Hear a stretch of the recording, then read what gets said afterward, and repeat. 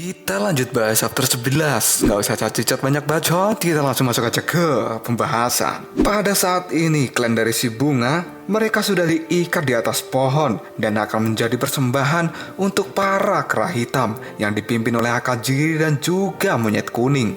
Monyet kuning pun telah tiba di tempat itu dan dirinya saat ini menyapa si Kinbao. Monyet kuning juga mengungkapkan bahwa dia punya sesuatu yang mengganjal di hatinya.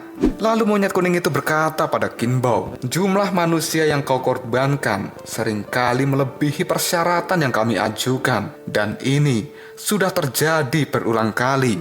Aku ingin penjelasan darimu. Kinbao pun dengan bersujud, dia menjawab perkataan dari monyet kuning. Tuanku, itu kulakukan supaya Anda bahagia. Dan tentu saja, sebagai manusia aku akan melakukan yang terbaik. Monyet kuning kembali berkata pada si Kinbao, darah dan daging itu memang sangat penting bagi jiwa gelap kita. Dan kelompok monyetku juga pasti akan senang dengan hal itu. Kinbao pun kali ini tertawa pada monyet kuning. Dirinya kembali mengatakan, jika Tuan dan para dewa menyukainya, kami akan mencoba memberikannya lebih banyak suatu hari nanti. Dan kami ingin Tuhan memberkati kami demi sebuah keamanan. Monyet kuning kembali berkata pada Kinbao, tapi mereka adalah jenismu. Apakah kamu tega untuk melakukan hal itu? Tiba-tiba saja Akajiri muncul di belakang monyet kuning. Dirinya tersenyum dan berkata pada si monyet kuning, sudahlah. Tidak perlu membahas itu. Kamu itu tidak terlalu mengenal akan sifat manusia. Manusia itu cerdas dan mereka itu egois. Mereka akan memperlakukan jenis yang sama dan mereka bisa saja menjadi lebih kejam daripada kita. Mereka akan melakukan segala sesuatu demi keuntungan diri sendiri. Jika kamu minta satu pada mereka, maka mereka akan memberikanmu 10. Itu hanya untuk membuat hatimu senang. Monyet kuning kali ini menjawab perkataan dari Akajiri. Manusia memang sumber daya yang berharga di jalur monster ini. Dedikasi mereka itu sangat buta. Bukankah itu menyebabkan sebuah pemborosan? Dan aku tidak menyukai hal itu. Akajiri berkata pada monyet kuning agar melupakan hal ini dan tidak perlu dibahas terlalu jauh. Kemudian monyet kuning bertanya pada Akajiri, apakah si monyet kecil yang kau bicarakan juga akan datang ke tempat ini? Akajiri pun menjawabnya, seharusnya dia memang akan datang, tapi aku merasakan dia sangat kuat.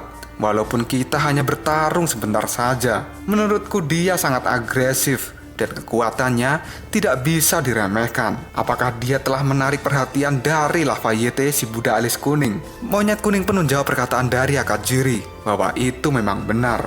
Dan Lafayette cukup terpesona dengan monyet yang kuat. Kali ini Lafayette juga telah memerintahkan agar dia dibiarkan untuk hidup demi kepentingan si Lafayette, kata monyet kuning. Akajiri pun menjawab perkataan dari monyet kuning ini. Orang itu memang tidak pernah puas. Kemudian monyet kuning juga berkata, dan dia hampir ada di mana-mana. Mungkin dia sekarang juga ada di dekatmu. Akajiri menjawab perkataan dari monyet kuning. Walaupun dia ada di sini, aku tidak akan takut bahwa dia mendengar percakapan dari kita. Apa yang harus kita lakukan sekarang? Monyet kuning pun menjawab perkataan dari Akajiri. Karena persembahan sudah siap, maka kita sekarang akan segera melakukan pesta. Setelah mereka berdua bercakap-cakap, kemudian Akajiri menyuruh para monyet hitam untuk segera memakan persembahan. Dan kini monyet-monyet hitam itu berkelompok lalu berlarian pada suku si bunga. Hal ini membuat suku bunga menjadi ketakutan karena mereka akan segera mati. Di saat monyet hitam itu membuka mulutnya, tiba-tiba saja suku dari si bunga kini berjatuhan dari atas pohon. Tali-tali yang mengikat mereka juga telah putus. Hal ini membuat si bunga dan rakyatnya menjadi terkejut dengan apa yang terjadi. Kemudian salah satu monyet hitam pun mengikat monyet hitam yang lain. Hal ini juga membuat Kinbao dan kelompoknya menjadi tercengang dengan apa yang mereka lihat. Dan tiba-tiba saja monyet hitam yang telah mengikat monyet lain, dirinya berubah menjadi asap. Dan sebenarnya itu adalah Xiao Liu yang telah menyamar. Xiao Liu pun kemudian berkata pada mereka semua, mereka adalah manusia yang mengabdi pada kera kita, dan kalian tidak akan bisa memakannya. Mendengar kata-kata dari Xiao Liu, Akajiri kali ini terkejut dan dirinya berkata, ternyata kera kecil sudah datang ke tempat ini. Monyet kuning pun saat ini juga waspada. Kemudian monyet kuning pun mengatakan, apakah kamu adalah monyet yang telah menyaingi kekuatan dari Akajiri? Tiba-tiba saja, dengan pergerakan yang sangat cepat, Sun Wukong pun muncul di hadapan dari monyet kuning. Dan dia pun menjawab, itu adalah benar.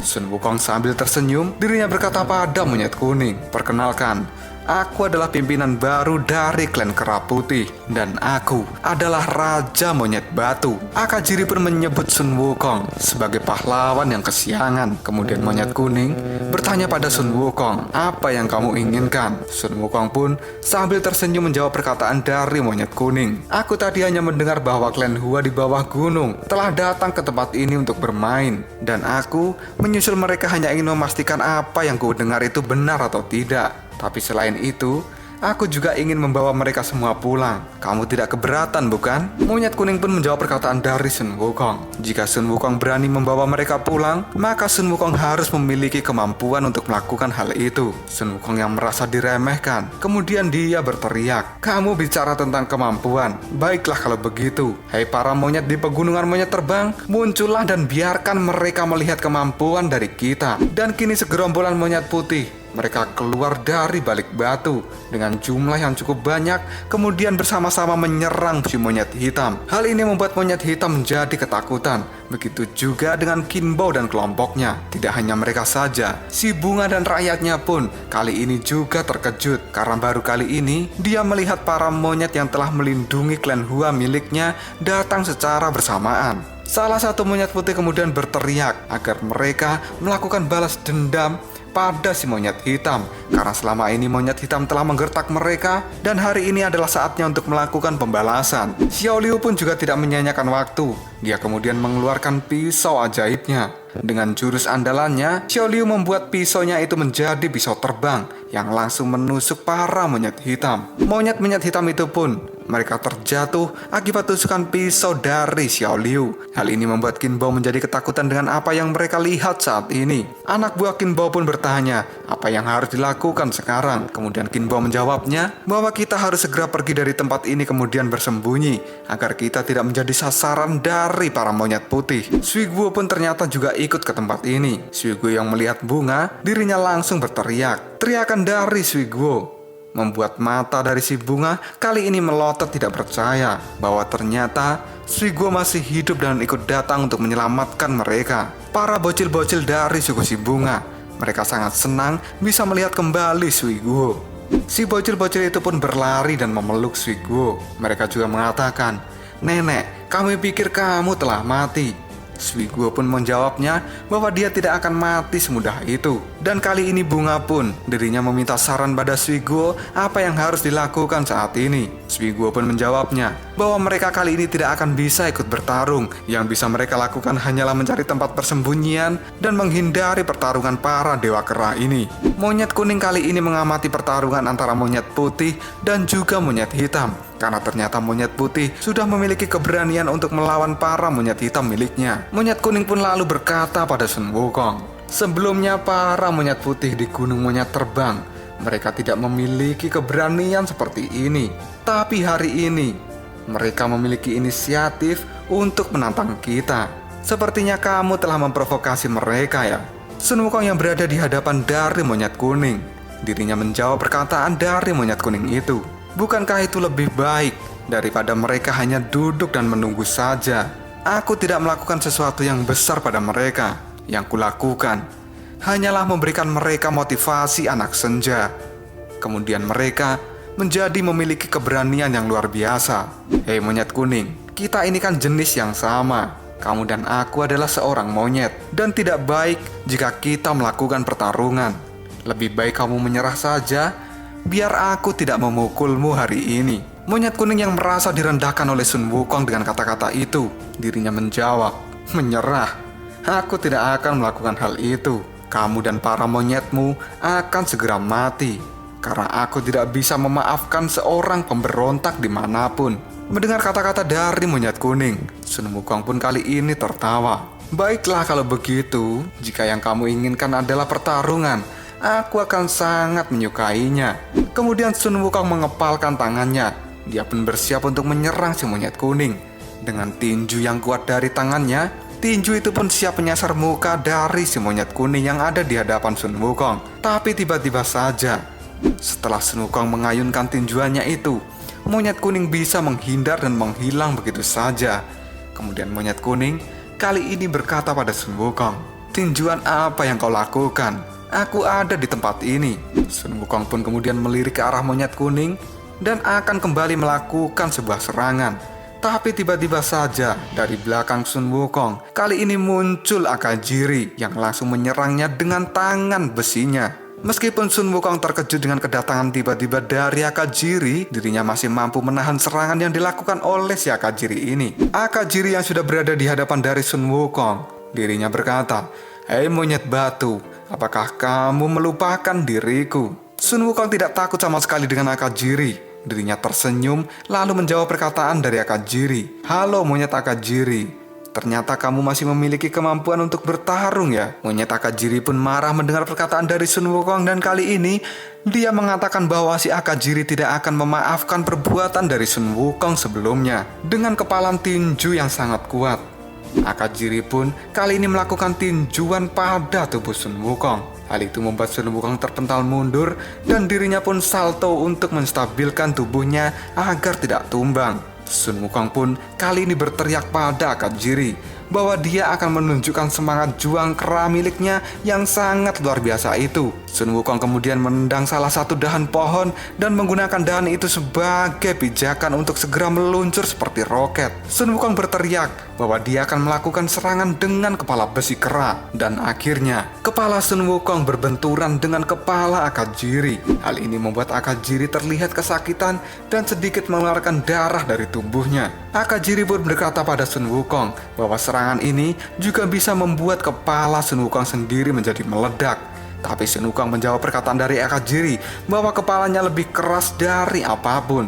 Setelah mendengar kata-kata itu, Akajiri pun mengepalkan kedua tangannya dan dia memukul bagian belakang kepala dari Sun Wukong. Pukulan kuat itu telah membuat Sun Wukong meluncur ke tanah dan menghancurkan ranting-ranting pohon yang dilewati oleh Sun Wukong. Hingga akhirnya Sun Wukong kali ini terkapar di atas sebuah batu.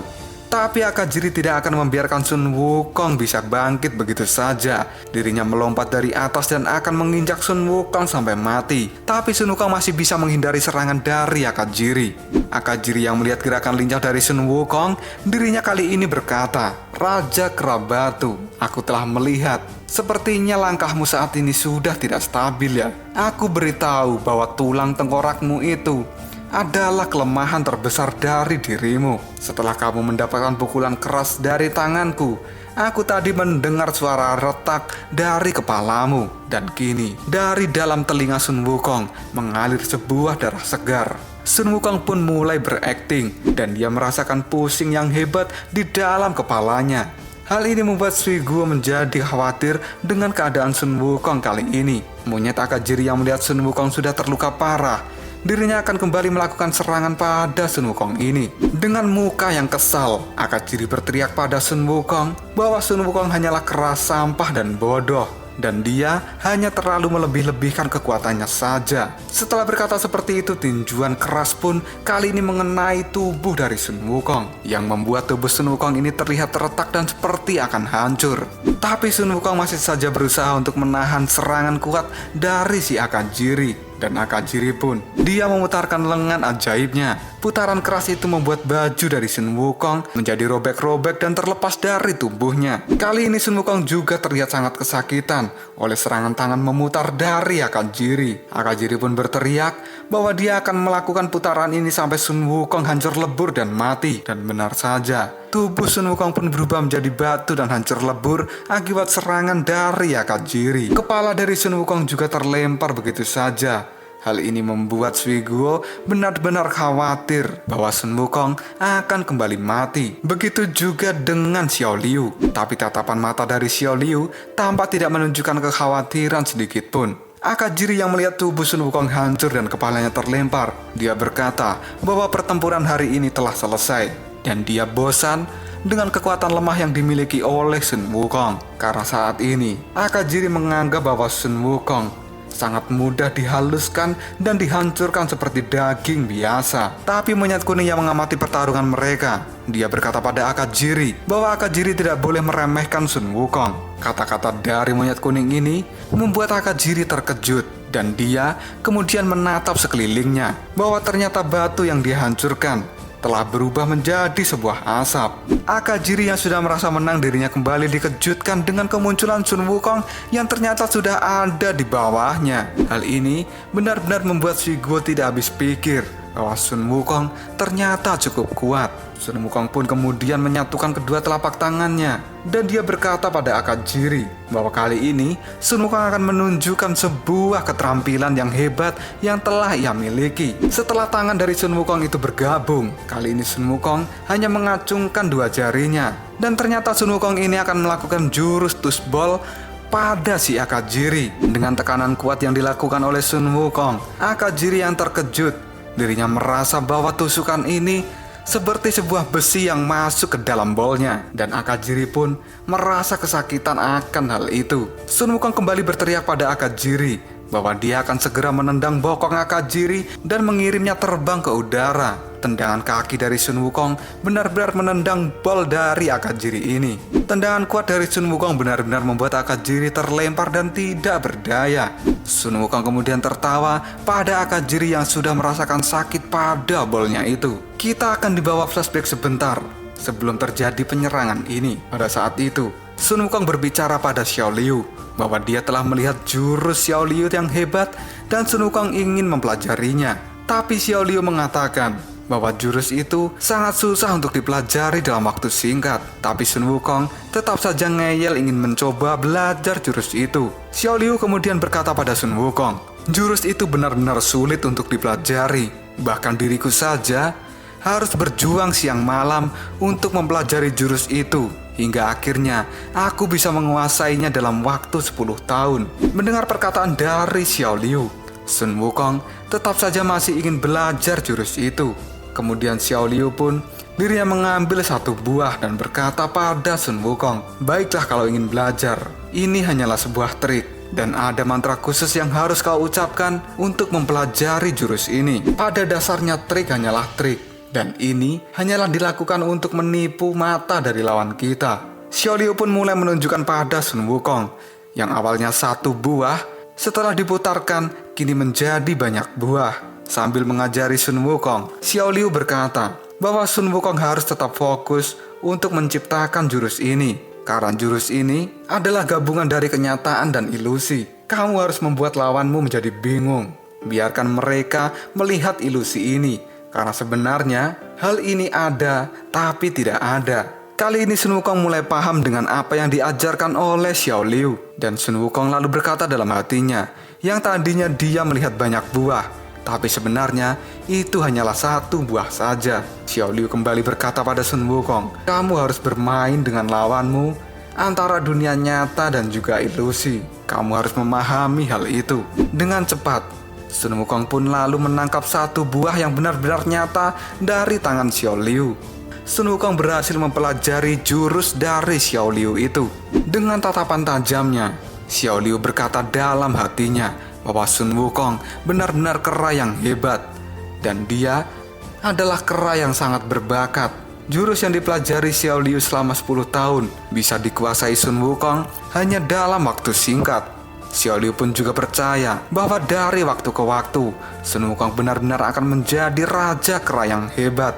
Walaupun saat ini Xiao Liu tidak mengakui Sun Wukong sebagai rajanya, tapi Xiao Liu menganggap bahwa Sun Wukong bukan kera yang lemah, dan Xiao Liu tidak akan bisa mengungguli kekuatan dari Sun Wukong. Maka dari itu, Xiao Liu akan mempersilahkan Sun Wukong menjadi pimpinan kera di tempat ini, dan dia akan menjadi raja kera di pegunungan kera terbang.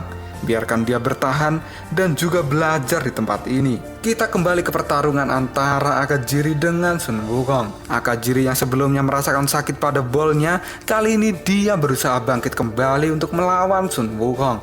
Hal ini membuat Sun Wukong terkejut, karena tiba-tiba saja Akajiri mengeluarkan taringnya.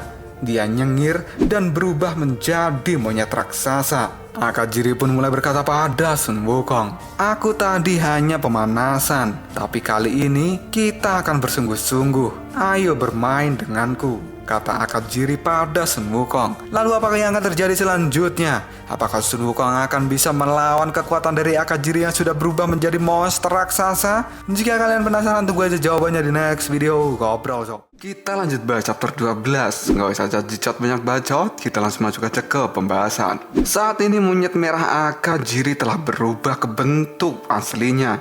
Dia telah menjadi monyet yang besar. Hal itu membuat Sun Wukong menjadi terkejut dengan perubahan tubuh dari Akajiri. Akajiri pun kemudian berkata pada Sun Wukong, bocah, apakah kamu sudah melihatku? Ini adalah tubuh asli dari monyet merah Akajiri. Dan ini adalah jiwa yang hebat." Mendengar perkataan dari Akajiri, hal ini membuat detak jantung Sun Wukong menjadi tidak beraturan karena dia seperti merasakan hal ini tidak asing baginya. Sun Wukong merasakan seperti ada sebuah dorongan dari dalam tubuhnya yang akan segera keluar, tapi dia tidak tahu apa yang sebenarnya membuat dirinya seperti itu. Suiguo yang mengamati Sun Wukong dari jauh, dia mengatakan bahwa saat dia menjadi Laozu, dia memiliki jiwa kera yang hebat. Tapi saat ini, kenapa Sun Wukong tidak bisa mengeluarkannya? Hal itu membuat Suiguo merasa khawatir apakah Sun Wukong sedang tidak baik-baik saja.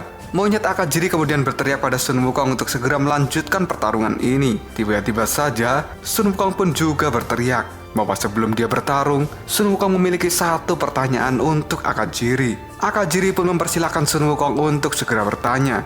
Lalu Sun Wukong bertanya pada Akajiri tentang apa itu jiwa monyet yang besar. Mendengar pertanyaan dari Sun Wukong ini, Akajiri menjadi jengkel. Dan Akajiri pun berkata, bocah, katanya kamu ini adalah raja kera batu, tapi kamu tidak tahu apa itu jiwa monyet yang besar. Jiwa monyet besar itu adalah bentuk pertarungan dari kera yang paling kuat. Sun Wukong pun kemudian bertanya lagi, apakah itu hanya merubah tubuhnya saja? Akajiri kembali menjelaskan, tidak, tapi lebih dari itu. Karena itu adalah manifestasi terbesar dari kekuatan iblis. Hal itu bisa meledakkan energi iblis yang berada di dalam tubuhmu. Apakah kamu mengerti? Aku akan sedikit mengajarimu. Pertama-tama, kamu harus memikirkan sebuah ketel yang tersembunyi di dalam tubuhmu itu. Dan kamu harus terus membakar ketel itu dengan batu bara. Batu bara itu adalah gas iblis di dalam tubuhmu. Bayangkan saja, kamu menuangkan setumpuk batu bara ke dalam ketel dalam sekejap. Tekanan panas di ketel itu akan segera memuncak pada titik teratasnya. Kemudian itu akan meledak dan akan memunculkan jiwa kera yang besar dari dalam tubuhmu. Sun Wukong kembali bertanya pada Akajiri, ketel bagian terdalam, apakah aku punya hal itu? Akajiri pun menjawabnya, kamu punya.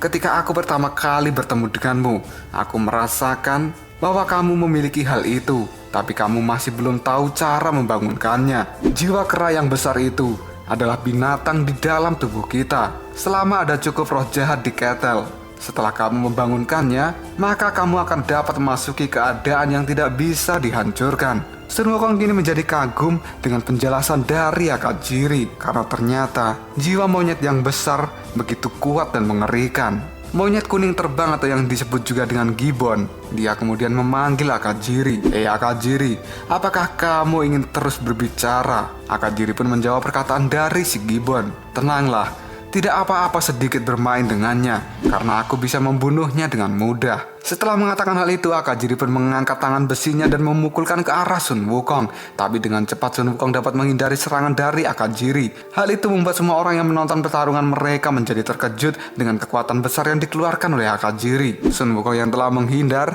dirinya pun kini kembali dan menyerang dahi milik Akajiri menggunakan sikutnya. Darah pun sedikit keluar dari Akajiri, tapi Akajiri merasa bahwa serangan itu tidak akan berpengaruh pada tubuhnya. Dan tiba-tiba saja, tangan besi milik Akajiri kali ini menangkap tubuh dari Sun Wukong. Akajiri juga mengatakan bahwa dia akan segera menghancurkan tubuh Sun Wukong dengan tangan besi yang memutar. Gigi-gigi dari tangan besi Akajiri kali ini benar-benar berputar dengan kecepatan yang luar biasa yang terus mengikis tubuh Sun Wukong. Hal ini membuat Suiguo menjadi khawatir dengan keadaan Sun Wukong. Akajiri pun kembali memperkuat putaran dari gigi-gigi tangan besinya. Tapi tiba-tiba saja, gigi dari tangan besi itu hancur begitu saja.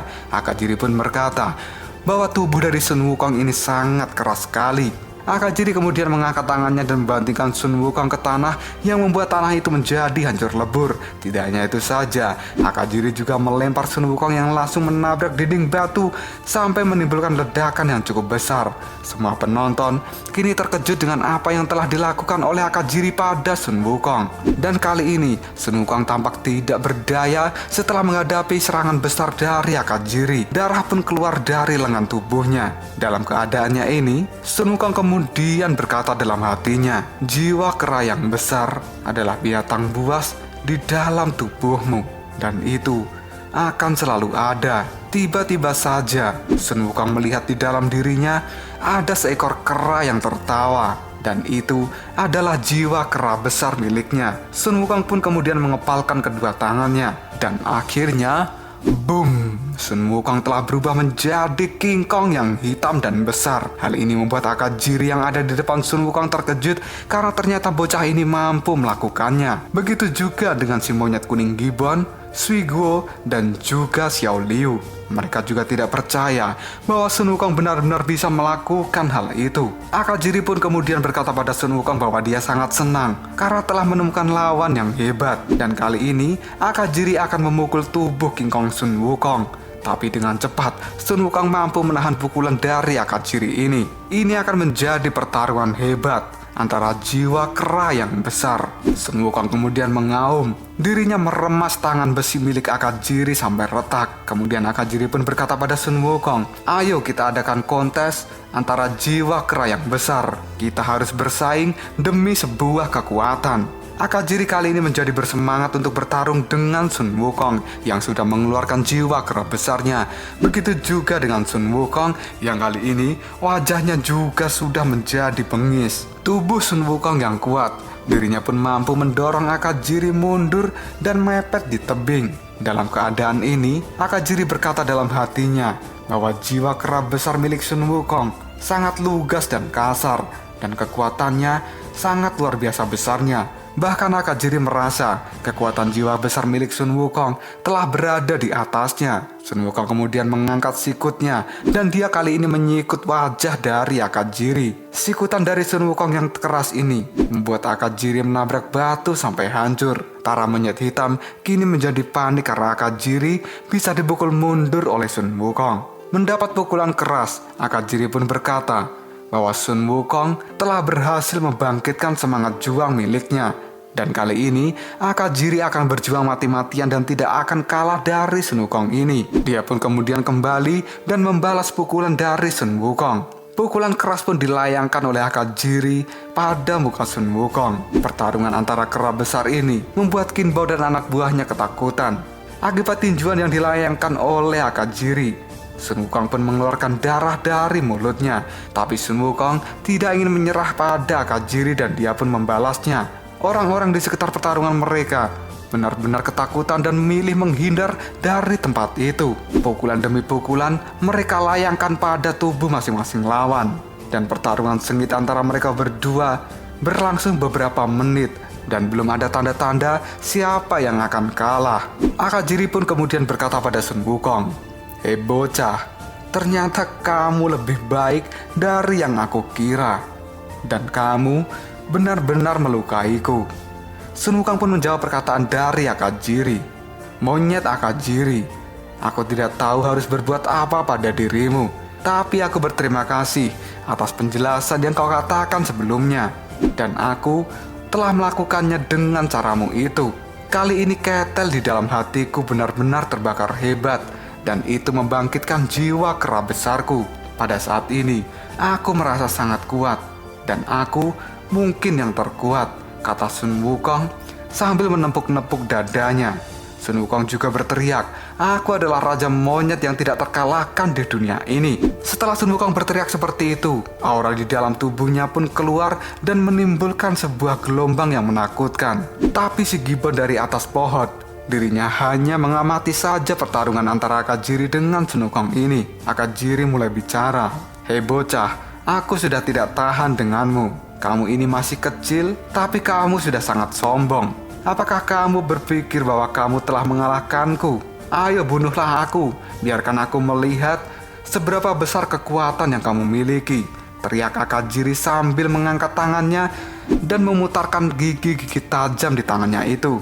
Tangan dari Akajiri pun kemudian juga memanjang dan melilit tubuh Sun Wukong. Dan kali ini Sun Wukong pun tidak dapat bergerak akibat lilitan tangan besi dari si Akajiri. Akajiri pun berteriak bahwa dia akan segera membunuh Sun Wukong. Hal ini membuat Suiguo kembali khawatir dengan keadaan Sun Wukong. Gigi-gigi tajam pada tangan besi Akajiri mulai berputar dengan sangat kuat. Dan gigi-gigi itu pun perlahan mengikis tubuh dari Sun Wukong. Sun Wukong yang tidak ingin menyerah, dia pun menangkap gigi-gigi tajam di tangan besi dari Akajiri. Kemudian Sun Wukong menarik tangan itu yang membuat Akajiri kali ini terseret pada tubuhnya. Sun Wukong kemudian melempar Akajiri begitu saja. Dan akhirnya lilitan dan putaran tangan besi Akajiri telah terlepas dari tubuh Sun Wukong. Sun Wukong pun kembali meningkatkan kekuatan di dalam tubuhnya dan dia berteriak dengan keras. Lalu Sun Wukong kali ini meninju Akajiri sekuat mungkin. Besi-besi yang berada di tangan Akajiri juga telah terpecah akibat serangan Sun Wukong ini. Akajiri pun menderita luka yang cukup parah dan dia kali ini memuntahkan darah yang cukup banyak dari mulutnya. Pukulan dari Sun Wukong yang keras membuat Akajiri terlempar dan menimbulkan ledakan. Semua orang yang melihat pertarungan itu, mereka menganga dan tidak percaya bahwa kekuatan Sun Wukong benar-benar mengerikan. Akajiri yang sudah mendapatkan serangan besar dari Sun Wukong, dirinya kali ini berubah kembali ke tubuh manusianya. Dan Sun Wukong, dirinya akan kembali meningkatkan kekuatan dari jiwa keraib besarnya. Tapi tiba-tiba saja Sun Wukong malah berubah ke tubuh manusianya, karena ternyata dia sudah kehabisan energi iblis karena Sun Wukong membakarnya terus-menerus. Seseorang pun berkata pada Sun Wukong, "Hei bocah, ternyata kamu tidak buruk." Hal ini membuat Sun Wukong terkejut dan tiba-tiba saja sebuah tongkat yang banyak menyasar ke muka Sun Wukong. Tidak hanya itu saja, tongkat itu pun juga memukul perut Sun Wukong dan menghajarnya habis-habisan sampai Sun Wukong terlempar dan tidak berdaya menghadapi pukulan itu. Tongkat ruyung pun terus berputar di tangan seseorang yang ternyata itu adalah monyet kuning terbang yang bernama si Gibbon, yang dari tadi mengawasi pertarungan. Kali ini dia akan turun langsung untuk menghadapi Sun Wukong. Lalu apakah yang akan terjadi selanjutnya? Apakah Sun Wukong dapat mengatasi kekuatan besar dari Gibbon ini? Jika kalian penasaran, tunggu aja jawabannya di next video. Ngobrol sob. Kita lanjut bahas chapter 13. Gak usah cacicot banyak bacot. Kita langsung masuk aja ke pembahasan. Sun Wukong yang baru saja terkena pukulan dari Gibbon, dia merasa tidak mampu untuk menghadapi pukulan ruyung dari Gibbon itu. Dan hal itu juga membuat Xiao Liu dan Suiguo menjadi khawatir dengan keadaan ini. Tapi Sun Wukong masih tidak ingin menyerah pada Gibbon. Dirinya pun kembali bangkit dan berkata, "Kamu telah menyerangku diam-diam. Dan orang berikutnya yang akan berhutang pukulan adalah dirimu. Datanglah kemari dan aku akan menghajarmu," kata Sun Wukong. Gibbon pun menjawab perkataan dari Sun Wukong. "Apakah kamu berani melakukan hal itu? Aku baru saja melihat bahwa kamu telah memaksimalkan jiwa kera besarmu secara paksa karena kamu ingin mencoba yang terbaik. Dan itu artinya energi iblis di dalam tubuhmu telah terbakar sampai habis dalam pertempuranmu dengan Akajiri. Sungguh itu semangat yang mempesona. Dan itu adalah kunci untuk melanjutkan pertempuran dengan para monster. Jika kamu tidak bisa mempertahankan level yang stabil, kekuatan itu akan cepat habis dan cedera di dalam tubuhmu akan menjadi sulit untuk diperbaiki. Dan kamu pasti merasakan hal itu dengan jelas. Dengan kata lain, sekarang adalah titik terlemah dari tubuhmu." Gibbon pun kemudian mengangkat ruyungnya ke depan dan dia akan mengalahkan Sun Wukong dengan satu pukulan saja. Dengan cepat, Gibbon memutar-mutarkan ruyung itu dengan kekuatan yang begitu dahsyat sampai menimbulkan sebuah putaran udara di tempat itu. Kali ini Sun Wukong benar-benar panik. Dirinya menghadapi kekuatan hebat dari Gibbon ini. Gibbon kemudian melemparkan ruyungnya dengan cepat ke arah Sun Wukong. Sun Wukong pun hanya bisa menahan putaran ruyung yang dilempar pada tubuhnya. Tapi lagi-lagi, dengan kecepatan yang luar biasa, Gibbon kembali muncul di hadapan dari Sun Wukong yang membuatnya terkejut. Gibbon kemudian menangkap ruyung itu dan kembali melakukan pukulan pada Sun Wukong. Lagi-lagi Sun Wukong hanya bisa menahan pukulan itu tanpa bisa membalasnya. Pukulan keras dari Gibbon menimbulkan tekanan kuat pada tubuh Sun Wukong. Sampai-sampai tanah yang Sun Wukong injak kali ini menjadi meledak. Sambil menahan serangan dari Gibbon, Sun Wukong pun mengatakan, "Hei, kamu tidak tahu apa-apa tentang diriku. Semakin aku bertarung, maka energi iblis di dalam tubuhku ini akan kembali dan meningkat.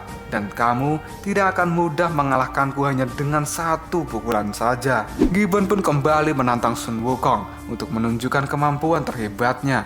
Dan kali ini, Akajiri yang sudah tidak mampu bertarung dengan Sun Wukong, dia merasa kesal karena ternyata kekuatan Sun Wukong di luar dari dugaannya. Akajiri pun kali ini menyimpan dendam pada Sun Wukong di dalam hatinya dan akan kembali melakukan pertarungan dengan Sun Wukong. Tiba-tiba saja seekor katak melompat saat Akajiri ingin membalas kelakuan Sun Wukong. Yang ternyata katak itu adalah Lafayette si alis kuning. Melalui katak-katak yang kini sudah berkumpul dalam jumlah yang banyak, katak itu pun berbicara, "Biarkan Gibbon yang menanganinya. Kamu telah melakukan hal yang baik. Sekarang adalah waktunya kamu untuk istirahat, Akajiri." Akajiri pun menjawab perkataan dari alis kuning, "Lafayette, aku tidak berharap bahwa kamu sekarang benar-benar datang ke tempat ini." Melalui kata-kata yang berkumpul dalam jumlah banyak, tubuh dari alis kuning pun kali ini muncul dan berkata pada Akajiri, "Di antara banyak monster, aku paling suka dengan monster kera. Dan sekarang adalah waktu yang paling kutunggu-tunggu. Aku tidak sabar untuk momen ini." Kita kembali ke pertarungan antara Sun Wukong dengan Gibbon. Gibbon masih saja memukuli tubuh Sun Wukong menggunakan ruyungnya. Ruyung dalam jumlah banyak dan cepat telah dikeluarkan oleh Gibbon, dan hal itu benar-benar membuat Sun Wukong tidak berdaya. Bahkan dia tidak bisa melakukan serangan balasan pada si Gibbon ini. Beberapa titik vital di dalam tubuh Sun Wukong benar-benar diincar oleh si Gibbon. Hal itu membuat Sun Wukong terlempar dan tidak berdaya. Rakyat Kera Putih kemudian berkata pada Sun Wukong bahwa mereka akan turun untuk membantu dan mengeroyok Gibbon ini. Tapi Sun Wukong mengangkat tangannya dan berkata bahwa itu tidak perlu dilakukan. Sun Wukong pun kembali bangkit dan berkata pada Gibbon, "Dengan tongkat lembut ini, apakah kamu benar-benar ingin mengalahkanku? Kamu benar-benar sangat lucu. Lihatlah, aku adalah Raja Kera dan tubuhku tidak mengalami sakit sedikit pun dengan pukulanmu itu." Setelah Sun Wukong berkata seperti itu, tongkat ruyung dari Gibbon kembali menyasar kepala Sun Wukong, tapi Gibbon menariknya kembali karena sepertinya dia akan sedikit mempermainkan Sun Wukong. Gibbon kembali memutarkan tongkat ruyung di tangannya, dan kali ini pipi dari Sun Wukong pun menjadi incaran dari ruyung itu. Gibbon benar-benar tidak akan memberikan ampun pada Sun Wukong. Dengan tatapan tajamnya, Gibbon terus melancarkan serangan dengan ruyungnya ini pada tubuh Sun Wukong yang membuat Sun Wukong benar-benar tidak bisa melawannya. Serangan demi serangan membuat Sun Wukong terlempar begitu saja.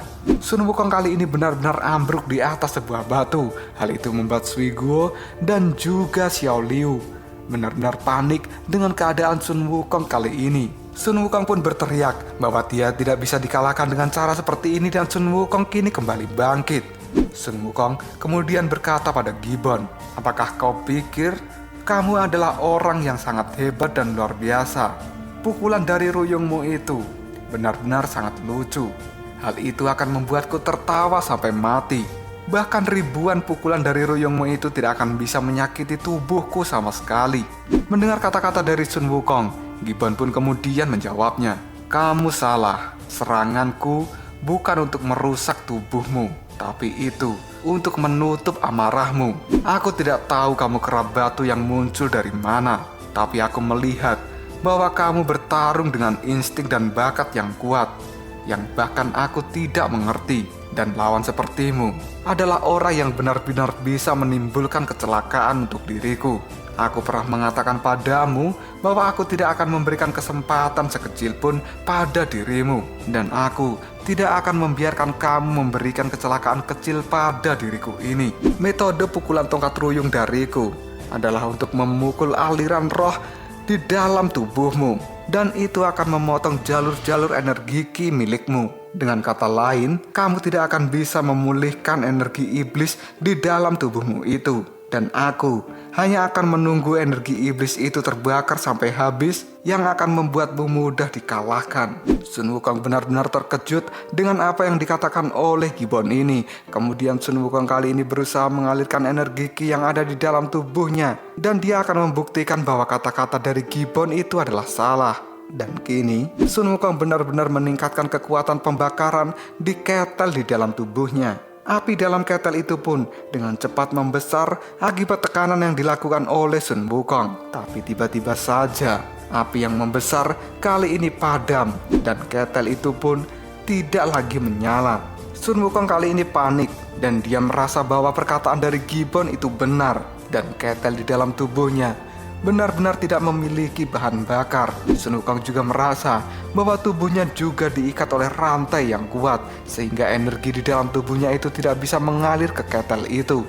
Dalam situasi seperti ini, Gibbon kembali berkata pada Sun Wukong, "Aku tidak berencana menghancurkan tubuhmu, tapi yang kulakukan hanyalah mengunci aliran energi di dalam tubuhmu itu. Kekacauan energi di dalam tubuhmu akan sulit dipahami, dan kamu akan menjadi gila karena tidak bisa menggunakan kekuatanmu itu." Sun Wukong masih saja terus mencoba untuk menghidupkan kembali ketel di dalam tubuhnya. Tapi akhirnya Sun Wukong pun menyerah. Dia menatap Gibbon sambil tertawa. "Aku baru saja belajar sesuatu yang besar dari dirimu. Jadi kamu memang kera yang sangat luar biasa." Pujian yang diberikan oleh Sun Wukong tidak dapat menarik kemarahan dari Gibbon. Dengan tatapan tajamnya, Gibbon benar-benar akan menghabisi Sun Wukong kali ini. Kemudian dia memutar-mutarkan ruyungnya dan melemparkan ruyung itu ke langit sehingga menimbulkan cahaya yang terang di tempat itu.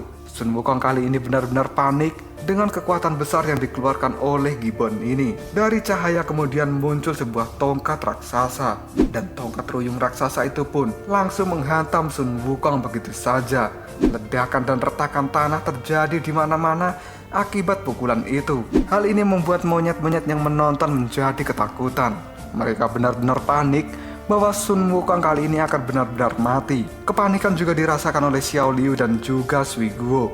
Bekas dari pukulan ruyung raksasa Gibbon ini menimbulkan sebuah cekungan besar di tanah, dan Sun Wukong terlihat tidak berdaya setelah menerima pukulan dahsyat itu.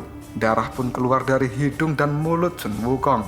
Dia pun merasa bahwa kali ini dia sudah tidak mampu bertarung melawan Gibbon. Hal ini membuat para monyet putih ketakutan dan mengira Sun Wukong sudah mati. Xiao Liu kemudian melompat karena dia akan menyelamatkan Sun Wukong. Tapi tiba-tiba saja pergerakan dari Xiao Liu dihentikan oleh Akajiri. Akajiri pun kemudian melakukan pukulan keras pada tubuh Xiao Liu ini. Akajiri juga berkata, "Taati aturan dalam pertarungan. Kamu hanya diperbolehkan untuk menonton dan tidak boleh ikut campur. Dan sekarang hasilnya telah ditentukan. Semua perjuangan kalian tidak ada gunanya." Ucapan selamat datang pada keputusasaan. Xiao Liu kali ini menatap tajam ke arah Akajiri, dan Gibbon pun tetap tidak akan memberikan ampun pada Sun Wukong. Dia kembali mengangkat ruyungnya dan berjalan menuju arah Sun Wukong dan akan mengakhiri pertarungan ini dengan segera. Gibbon kemudian berkata pada Sun Wukong yang telah pingsan, "Hei monyet batu, kamu memang datang untuk mengubah nasib dari monyet putih sendirian. Tapi hal itu jauh dari harapanmu, karena kamu masih tidak tahu apa yang sebenarnya akan kamu hadapi." Setelah Gibbon berkata seperti itu, asap tebal pun muncul di belakangnya. Dari asap itu pun kali ini keluar suara, "Gibbon, kamu telah melakukannya dengan baik." Kemunculan dari asap itu membuat para monyet hitam dan monyet putih terkejut dengan apa yang sebenarnya akan muncul saat ini. Tempat itu pun dengan sekejap telah ditutup dengan kabut asap putih. Xiao Liu merasa bahwa kedatangan dari kabut asap putih ini adalah sesuatu yang tidak biasa, dan itu adalah sesuatu yang mengerikan. Kemunculan asap putih ini pun membuat Sui Guo tidak asing dengan hal ini, karena dia merasa bahwa ini telah dia lihat 60 tahun yang lalu. Dan benar saja, dari asap putih tiba-tiba muncul Buddha alis kuning. Dengan tubuh besarnya, Buddha alis kuning yang muncul di belakang Gibbon kali ini berbicara. Kelompok monyet dari semua ras pegunungan monyet terbang telah ada di tempat ini, dan ini akan sangat baik. Aku langsung tahu siapa bos yang sebenarnya. Jika kalian tahu itu, maka kalian harus segera bersujud, dan monyet-monyet tidak perlu lagi ribut di masa depan. Gibbon dan Akajiri hanya bisa terdiam dengan perkataan sombong dari alis kuning. Xiao Liu kemudian berkata bahwa itu adalah si Buddha alis kuning, pimpinan dari para monster di jalur monster ini. Para manusia yang ketakutan, mereka pun hanya akan sembunyi dari kemunculan si alis kuning ini. Suiguo yang melihat kemunculan dari alis kuning, dia merasakan bahaya yang luar biasa saat ini. Alis kuning pun menangkap salah satu monyet putih, dan dia pun memakannya begitu saja. Setelah monyet putih itu masuk ke dalam mulut dari alis kuning, setelah dikeluarkan, monyet putih itu hanya tinggal tulang belulang dan tengkoraknya saja. Hal itu membuat Suiguo menjadi ketakutan. Begitu juga dengan rakyat monyet putih yang lain dan juga Xiao Liu. Xiao Liu kembali berkata dalam hatinya bahwa si alis kuning ini adalah orang yang mendukung Gibbon dan juga Akajiri. Setelah menyantap salah satu monyet putih, alis kuning kali ini berbicara. Orang tua ini paling cinta dengan monyet, tapi ketika monyet-monyet itu nakal, mereka harus diberi pelajaran. Hei Gibbon, aku ingin melihat apa yang sudah kamu persiapkan untukku kali ini. Melihat Sun Wukong yang sudah tidak berdaya di depannya, alis kuning pun tersenyum pada Gibbon. Lalu dirinya berkata, apakah itu adalah monyet yang lahir dari batu? Gibbon pun menjawabnya, benar, dan aku telah melumpuhkannya. Dan aku juga akan menyerahkan monyet ini pada galeri alis kuning. Buddha alis kuning tertawa dengan apa yang dikatakan oleh si Gibbon.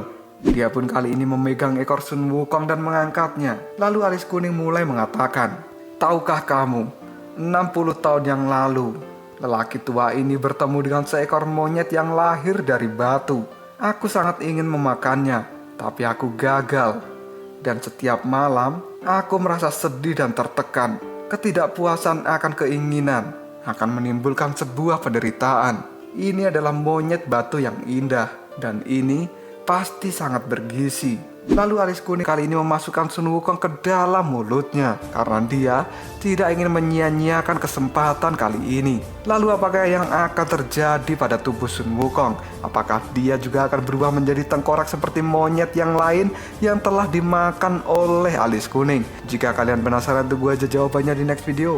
Koprol Sob. Kita lanjut bahas chapter 14. Gak usah cicot banyak bacot, kita langsung masuk aja ke pembahasan. Kali ini Suiguo, Xiao Liu, dan juga para rakyat kera putih, mereka terlihat panik karena Sun Wukong dimakan oleh si alis kuning. Alis kuning pun terlihat menyantap Sun Wukong dengan kenikmatan yang hakiki. Xiao Liu tidak tega Sun Wukong dimakan begitu saja oleh si alis kuning. Dia pun kemudian melompat dan akan melakukan serangan pada alis kuning ini. Xiao Liu pun berteriak dan dia melempar pisau terbangnya. Pisau itu pun berhasil mengenai tubuh dari si alis kuning. Tapi karena kulit alis kuning ini setebal kulit badak, pisau itu tidak dapat menembus tubuhnya. Alis kuning yang telah marah, dia pun mengangkat tangannya dan menepukkan tangan itu pada tubuh Xiao Liu yang membuatnya terlempar dan menabrak pohon sampai hancur.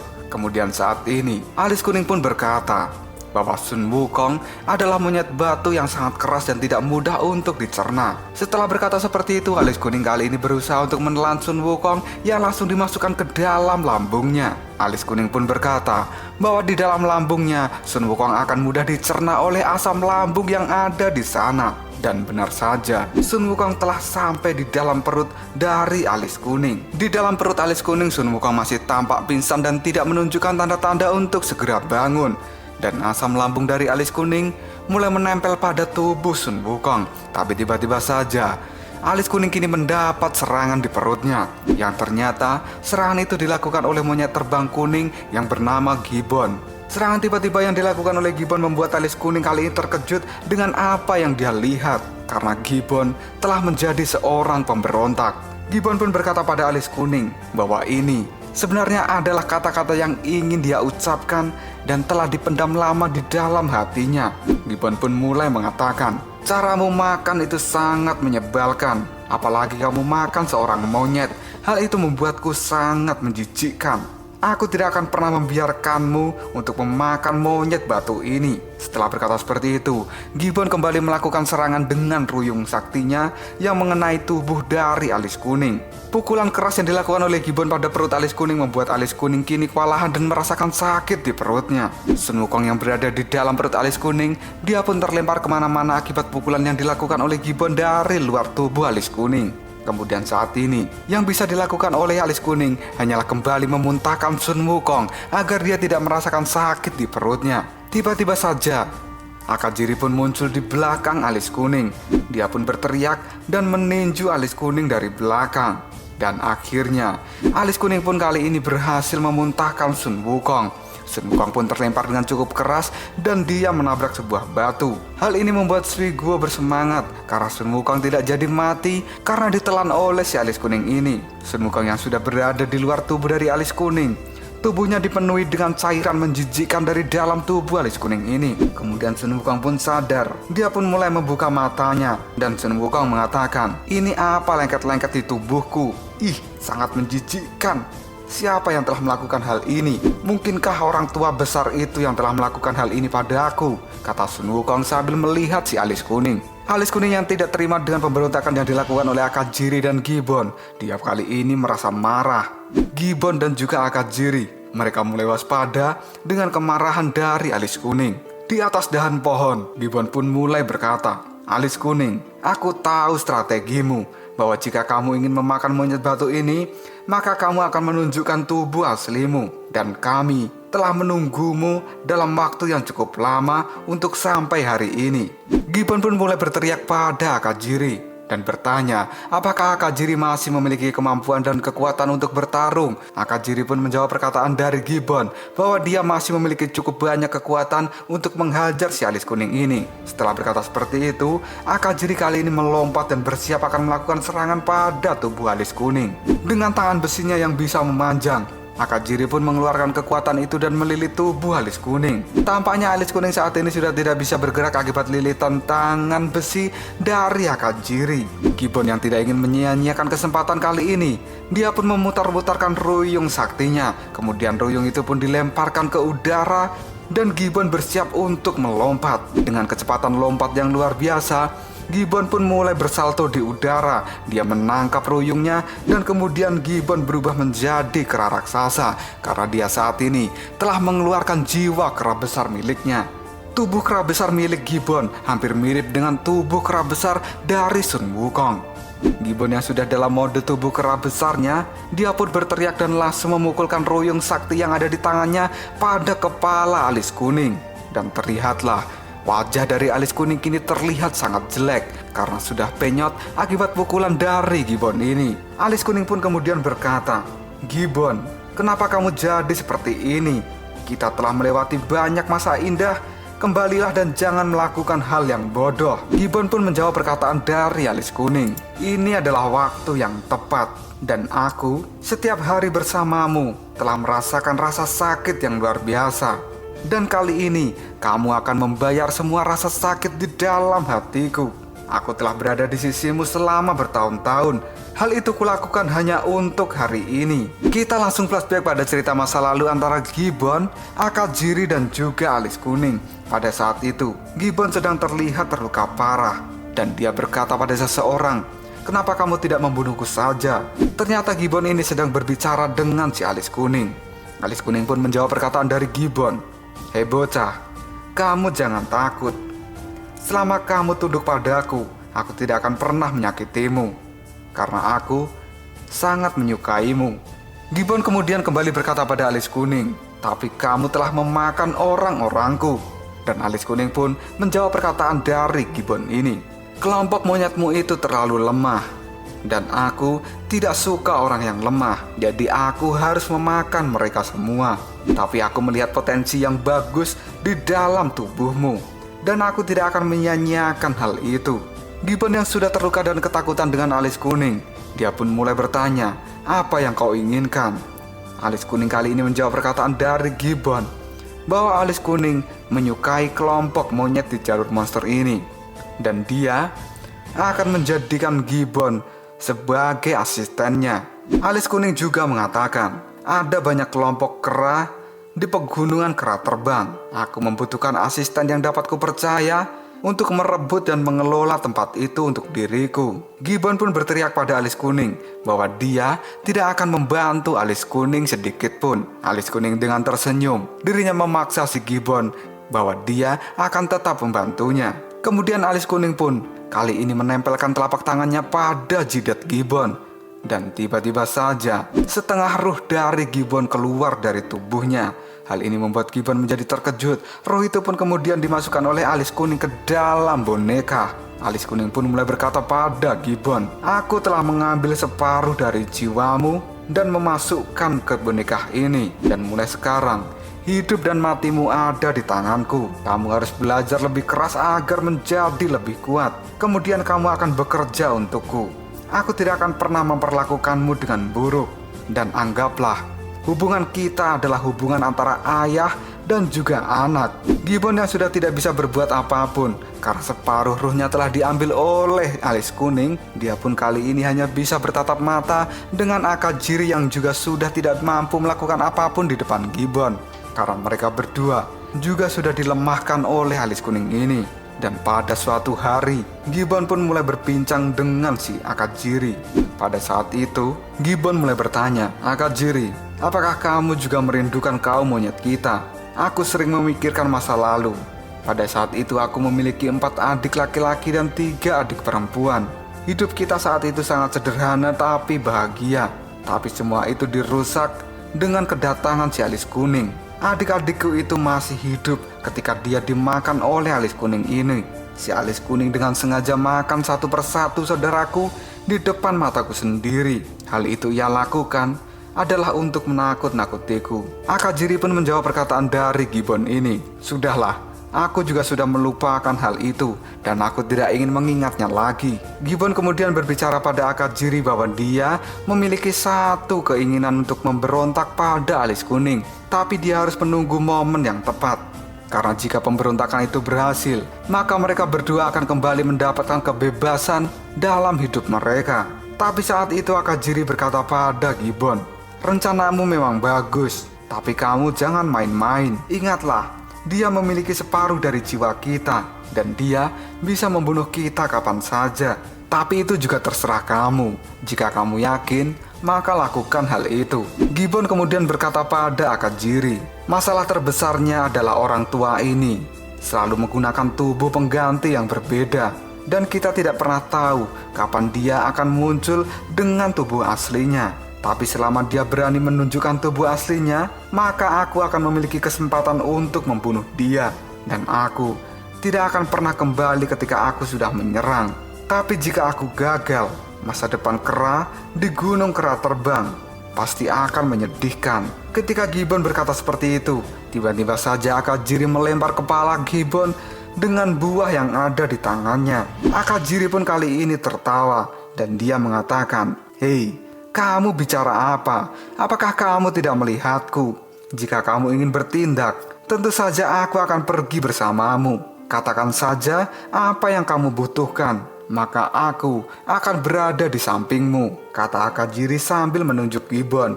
Akajiri pun lanjut berkata, berhentilah omong kosong tentang kegagalan. Pokoknya kita harus berusaha sekuat mungkin. Kita akan maju dan mundur bersama. Dengan dukungan dari Akajiri, kali ini Gibbon sudah yakin bahwa dia akan melakukan pemberontakan pada alis kuning. Kita kembali ke pertarungan antara alis kuning dengan Gibbon ini. Gibbon yang terus menggunakan ruyung saktinya, dia berkali-kali memukul wajah dari alis kuning. Sampai-sampai alis kuning ini tidak bisa melakukan serangan balasan akibat serangan cepat yang dilakukan oleh Gibbon ini. Sambil terus menyerang, Gibbon juga masih teringat akan saudaranya yang dibunuh oleh alis kuning. Pada saat itu salah satu saudaranya yang bernama Nagao, dia gagal melakukan misi yang diberikan oleh alis kuning. Nagao pun bersujud minta maaf pada alis kuning ini. Tapi alis kuning hanya menatap Nagao dengan tatapan yang sangat merendahkan. Kemudian alis kuning pun berkata pada Nagao, aku telah memberikanmu kekuatan roh jahat, tapi kamu tidak pernah bisa berkembang. Dan perkembanganmu itu sangat buruk. Dengan berani, kamu datang padaku untuk melaporkan hal itu. Apakah kamu tahu berapa banyak yang telah aku keluarkan untuk memperkuat dirimu itu? Aku benar-benar patah hati karena kamu tidak bisa menjadi kera yang kuat. Tapi sayangnya itu tidak bisa dipaksakan. Nagao, jika aku minta sesuatu padamu supaya kamu menghiburku, apakah dirimu mau? Nagao pun mau melakukan apa saja, asalkan alis kuning memaafkan dirinya. Dan tiba-tiba saja Nagao langsung dililit oleh lidah alis kuning ini. Pada saat itu, kera yang lain dirinya tidak dapat melakukan apapun. Dalam ketakutannya itu, Nagao pun ditelan oleh alis kuning.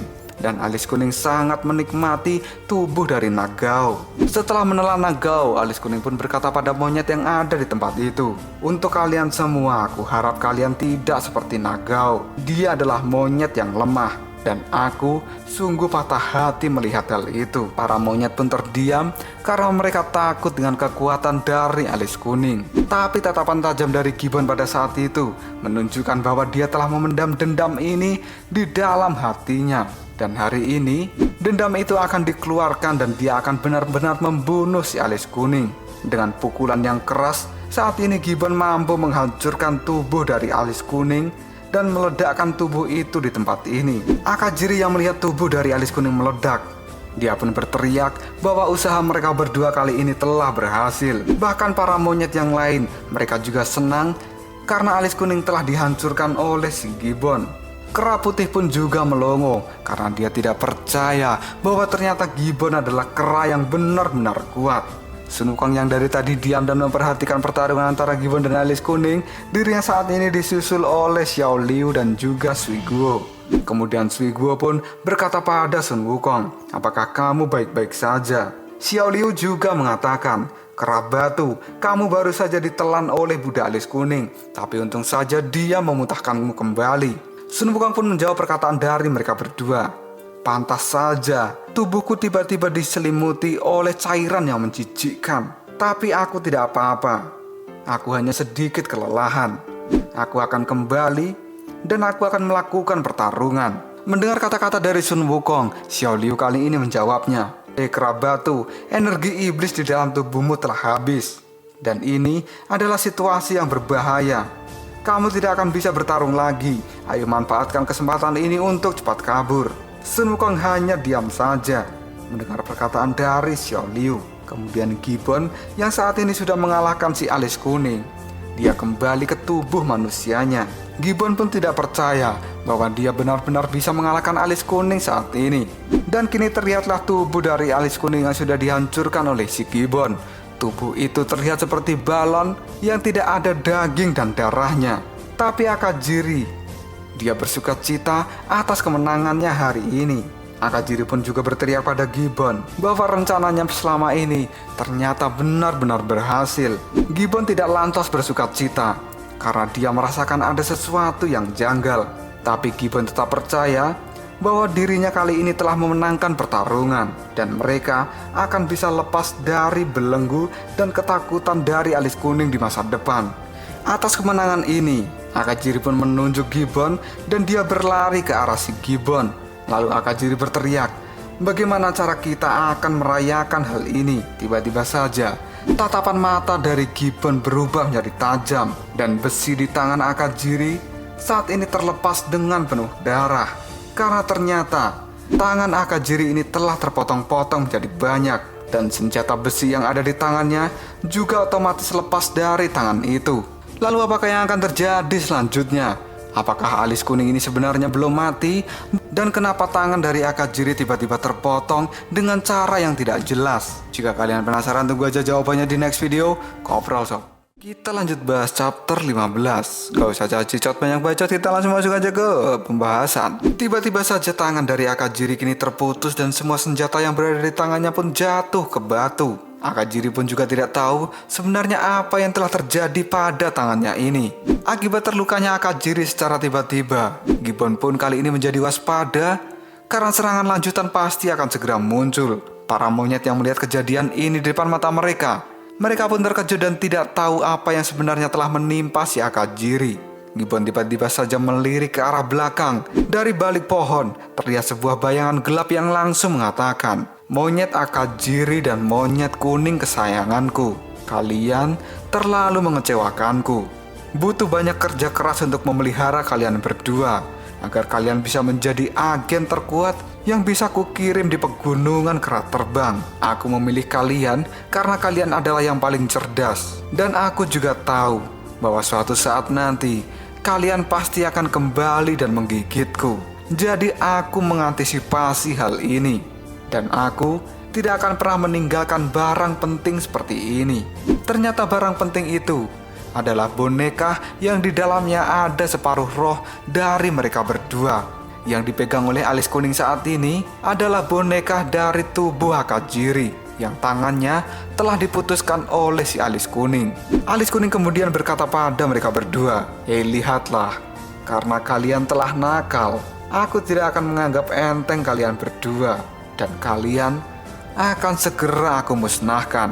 Akajiri yang sudah terluka parah dirinya hanya bisa diam saja dan melihat alis kuning. Kemudian Sun Wukong melihat alis kuning dan dirinya pun mengatakan, "Apakah orang tua ini yang barusan memakanku?" Xiao Liu pun menjawab perkataan dari Sun Wukong bahwa itu adalah benar, dan dia adalah pemimpin dari aliansi gelap di jalur monster. Orang itu bisa menggunakan ilmu hitam untuk memperbudak semua monster di tempat ini. Tidak hanya itu saja, para monster di jalur monster yang sangat kuat juga bisa diperbudak oleh dirinya. Lalu Sun Wukong pun mengatakan, ternyata orang tua ini adalah sumber dari bencana. Sambil mengamati alis kuning, Sun Wukong berkata dalam hatinya, "Aku sebelumnya belum pernah melihat orang tua ini, tapi kenapa di dalam hatiku terdapat kebencian pada orang ini?" Alis kuning pun saat ini tersenyum pada Gibbon dan Akajiri. Kemudian alis kuning mengatakan, "Hal ini sangat disayangkan, Gibbon. Apakah kamu tahu? Dulu aku pikir aku bisa mempercayaimu sepenuhnya. Ketika aku membawa kalian berdua itu hanyalah monyet yang konyol dan tidak mengerti apa-apa. Kalian menangis untuk ibu, adik, dan keluarga kalian yang lemah. Dan aku berusaha untuk membuat kalian menjadi lebih kuat." Gibbon pun menjawab perkataan dari alis kuning, "Aku menjadi lebih kuat hanya untuk satu tujuan, yaitu untuk membunuh dirimu." Alis kuning pun kemudian mengeluarkan boneka dari si Gibbon. Kemudian alis kuning mengatakan, "Tapi sayang sekali, kamu tidak pernah melihat kenyataan dengan jelas. Kamu terlalu banyak bermimpi." Dikeluarkannya boneka dari tangan alis kuning. Hal ini membuat Gibbon mengeluarkan keringat dingin di wajahnya. Kemudian alis kuning pun melanjutkan kata-katanya, "Lihatlah kenyataan bahwa aku adalah pengendali hidup dan matimu. Dan aku pun bisa mengambil hidupmu kapanpun." Hal itu dikatakan oleh alis kuning sambil meremas boneka dari Gibbon ini. Gibbon pun lalu menatap Akajiri dan dirinya berkata, "Akajiri, terima kasih banyak atas bantuanmu selama ini. Aku sudah menganggapmu seperti saudara kandungku sendiri. Kita telah mencobanya, dan aku tidak memiliki sebuah penyesalan. Selamat tinggal, Akajiri." Setelah Gibbon berkata seperti itu, boneka yang ada di tangan dari alis kuning diremasnya dengan sangat kuat, sampai-sampai tubuh dari Gibbon kini merasakan sakit yang luar biasa akibat remasan pada boneka itu. Alis kuning saat ini terus saja mengejek Gibbon dan terus meremas boneka itu. Alis kuning juga mengatakan bahwa dia mendengar tulang-tulang di dalam tubuh Gibbon telah terjadi retakan yang dahsyat. Dan benar saja, Gibbon pun langsung tergeletak di atas batu karena dia sudah tidak bisa melakukan apapun. Darah pun mulai keluar dari wajah Gibbon. Akajiri yang sudah terluka parah, dia hanya bisa menatap Gibbon dengan sangat marah, tapi dia tidak bisa berbuat apapun. Sun Wukong yang melihat kejadian kejam ini, dia juga hanya bisa diam saja melihat kekejaman dari alis kuning. Alis kuning pun kemudian berjalan maju mendekati tubuh dari Gibbon. Kemudian alis kuning mengatakan, "Gibbon, ayolah, memohonlah pada diriku. Bersujudlah di bawah kakiku dan mohon agar ayahmu ini membiarkan dirimu untuk hidup." Tapi Gibbon menjawab perkataan dari alis kuning bahwa dia tidak akan pernah melakukan hal itu.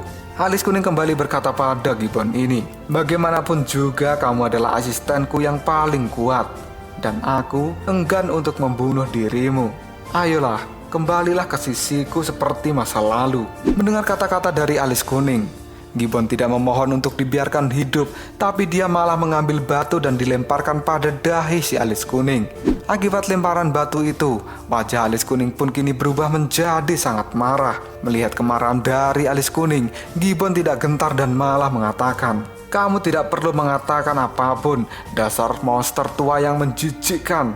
Kemarahan dari alis kuning kali ini sudah tidak dapat dibendung. Dirinya pun tiba-tiba saja menginjak kepala dari Gibbon ini. Alis kuning terus saja menendang-nendang tubuh Gibbon dan mengatakan bahwa Gibbon hanyalah monyet sampah yang tidak berguna dan membuatnya marah. Setelah alis kuning puas menginjak-injak tubuh dan kepala Gibbon, dirinya berteriak pada seluruh monyet yang menyaksikan hal itu, bahwa siapapun yang berani menentang alis kuning, nasibnya akan sama seperti Akajiri dan Gibbon.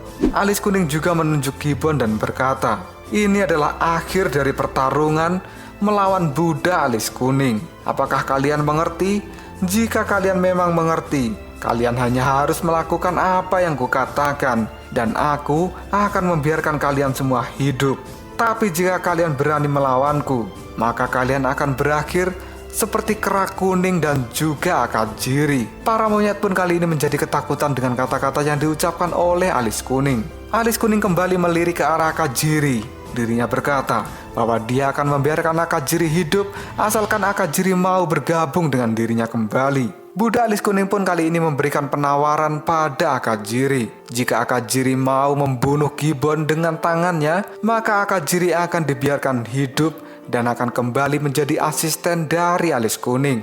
Akajiri yang tidak mau diperbudak oleh alis kuning, dirinya kali ini bangkit dan berteriak, lalu melompat akan menyerang si alis kuning. Alis kuning pun hanya bisa tertawa dengan apa yang akan dilakukan oleh Akajiri ini, karena si Akajiri sudah tidak memiliki kedua tangannya. Alis kuning kemudian mengangkat telapak tangannya yang sudah menunjukkan urat-urat yang sangat mengerikan, dan dia pun menangkap tubuh dari Akajiri dengan sangat mudah. Buddha alis kuning pun tersenyum pada Akajiri. Dia pun kemudian membuka mulutnya dan bersiap untuk melahap si Akajiri ini. Tiba-tiba saja, ketika lidah panjang dari alis kuning mulai menjulur keluar untuk memakan Akajiri, Sun Wukong pun datang dan menendang dagu dari alis kuning, sehingga lidah dari alis kuning kali ini tergigit oleh giginya sendiri. Akibat gigitan itu, secara spontan alis kuning melepaskan Akajiri dari cengkeraman tangannya. Sun Wukong yang telah muncul, dirinya kemudian mengatakan, "Hei alis kuning, apakah kamu merasa bahwa tubuhmu sudah sangat lemah?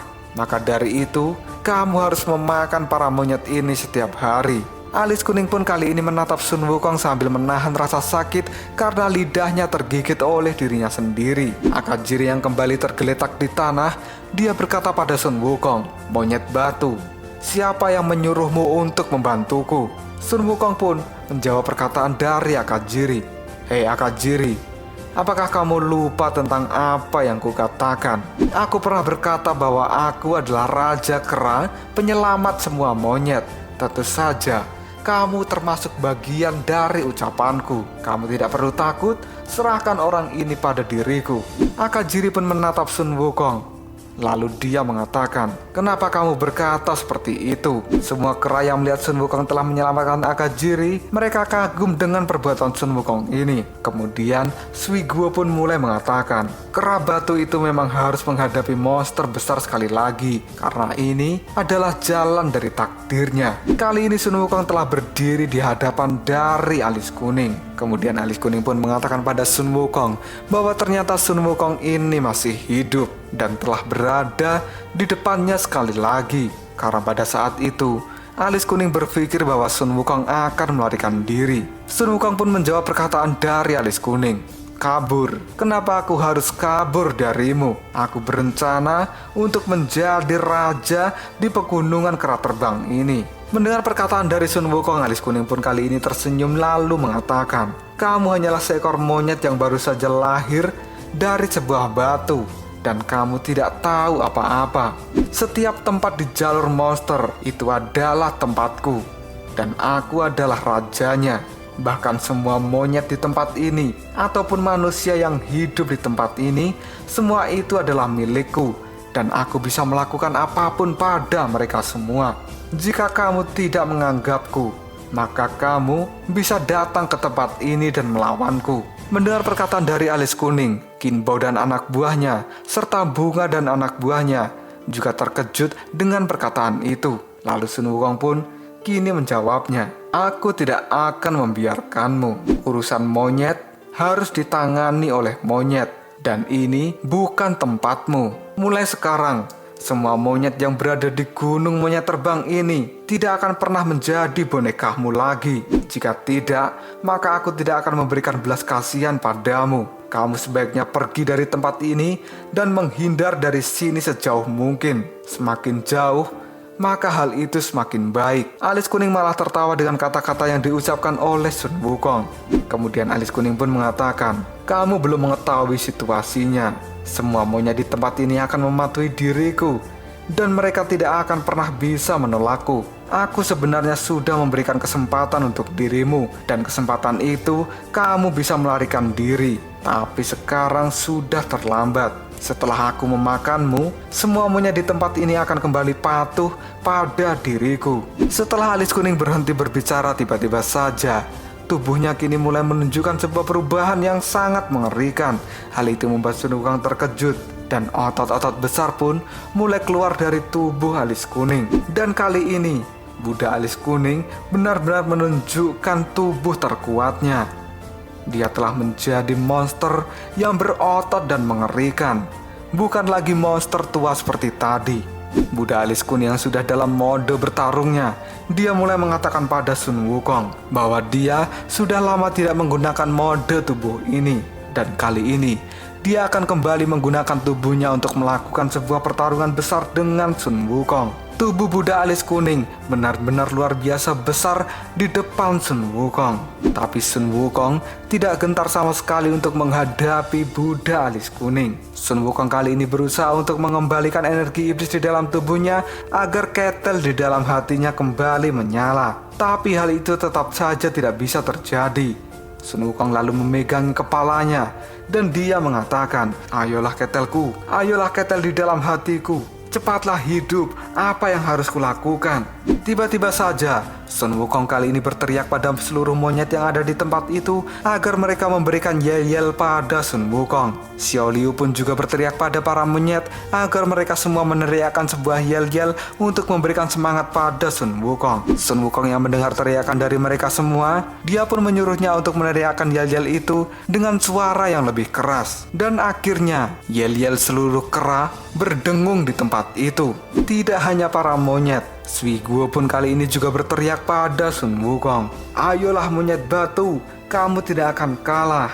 Ingat, jangan dengarkan siapapun yang mereka katakan. Kamu hanya harus menjadi dirimu sendiri dan kamu akan menang." Sun Wukong pun melirik ke arah Sui Guo. Dia merasakan semangat yang berbeda dari teriakan Sui Guo ini. Kemudian Sun Wukong mengatakan, "Manusia ini beraninya dia mengajariku untuk bertarung, tapi tidak apa-apa. Aku harus berjuang." Kemudian Sun Wukong kembali mencoba untuk menghidupkan energi Qi di dalam hatinya, dan terlihatlah sebuah api mulai menyala dari tubuh Sun Wukong. Tapi sebelum api itu benar-benar membesar, tiba-tiba saja alis kuning muncul di hadapan Sun Wukong dan menggepuk Sun Wukong dengan tangan raksasanya. Alis kuning pun memastikan bahwa serangannya kali ini akan membuat Sun Wukong benar-benar mati, dan dia tidak akan memberikan kesempatan hidup pada Sun Wukong. Alis kuning kembali meninju tanah. Hal ini membuat Sun Wukong terlempar ke udara. Sesampainya di udara, Sun Wukong lalu bersalto dan dia berada di atas dahan pohon. Sun Wukong menggunakan dahan itu sebagai tumpuan dan dia melesat dengan sangat cepat menuju tubuh dari alis kuning. Alis kuning kali ini tertawa dan menepuk Sun Wukong seperti dia menepuk seekor nyamuk. Kali ini posisi dari Sun Wukong benar-benar terhimpit oleh tepukan tangan dari alis kuning. Alis kuning pun kemudian mengatakan pada Sun Wukong, "Hei lalat kecil, apakah kamu masih memiliki kekuatan untuk berjuang? Bahkan aku akan memukulmu sampai kamu mati." Sun Wukong yang tidak ingin mati di tangan alis kuning, dia masih berusaha menahan tekanan tangan dari alis kuning itu. Kemudian Akajiri kali ini berteriak pada Sun Wukong, "Hei monyet batu, jika kamu kali ini mati, maka kamu tidak perlu menjadi orang yang sok kuat. Aku benar-benar malu melihat dirimu. Katanya kamu adalah raja kera batu, tapi kamu hanyalah raja kera sampah. Mendengar kata-kata dari Akajiri, emosi Sun Wukong kali ini terpancing. Matanya pun berubah menjadi kuning yang menyala. Kemudian Sun Wukong menjawab perkataan dari Akajiri dengan penuh emosi. Akajiri, kamu sudah tidak bisa bergerak, tapi mulutmu sungguh sangat tajam. Berbaring saja dan saksikan siapa raja di tempat ini. Biarkan aku menunjukkan kekuatanku yang sebenarnya. Sun Wukong yang sudah emosi akibat provokasi dari Akajiri, dirinya berusaha untuk kembali menghidupkan ketel di dalam tubuhnya itu. Dan tiba-tiba saja, ketel yang tadinya mati kini mengeluarkan api yang cukup besar. Dan ketel energi di dalam tubuh Sun Wukong kali ini benar-benar meledak dan mengeluarkan api yang banyak dan besar. Lalu apakah yang akan terjadi? Apakah Sun Wukong akan kembali bisa mendapatkan jiwa kera besarnya agar dirinya bisa melawan alis kuning yang saat ini sudah menghimpit dia dengan kedua tangannya? Jika kalian penasaran, tunggu aja jawabannya di next video. Koprol Shop.